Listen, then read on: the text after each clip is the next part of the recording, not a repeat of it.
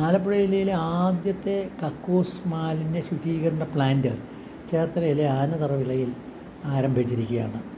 ഇതിന് നേതൃത്വം ഏറ്റെടുത്തത് ചേർത്തലയിലെ മുനിസിപ്പാലിറ്റിയാണ്. അവരെ പ്രത്യേകം അഭിനന്ദിക്കുന്നു. ഞങ്ങൾ അന്ധകാരനഴിക്കാർ കക്കൂസ് മാലിന്യം കൊണ്ടുവന്ന് തള്ളുന്നതിൻ്റെ ഇരകളാണ്. കാരണം നാഷണൽ ഹൈവേ 66 പോകുന്നതിന് ഞങ്ങൾക്ക് ഏകദേശം 3 കിലോമീറ്റർ ദൂരം വിജനമായ സ്ഥലങ്ങളിലൂടെ സഞ്ചരിക്കണം. അപ്പോൾ അതിൻ്റെ 2 വശവും ഒന്ന് കരിനിലവും മറ്റൊന്നൊരു ചിറയും മാത്രമാണ്. ആ കരിനിലത്തിൻ്റെയും ചിറയുടെയും ഇടയ്ക്ക് കൊണ്ടുവന്ന് തട്ടിയിട്ടങ്ങ് പോവുകയാണ്. അതിലൂടെ പോകുന്നവർക്ക് യാതൊരു വിധത്തിലുള്ള ദുർഗന്ധം കൊണ്ട് പോകാൻ പറ്റില്ല. മറ്റൊന്ന് വളരെ അനാഥമായിട്ട് കിടക്കുന്നതാണ് ഞങ്ങളുടെ ടൂറിസ്റ്റ് കേന്ദ്രം.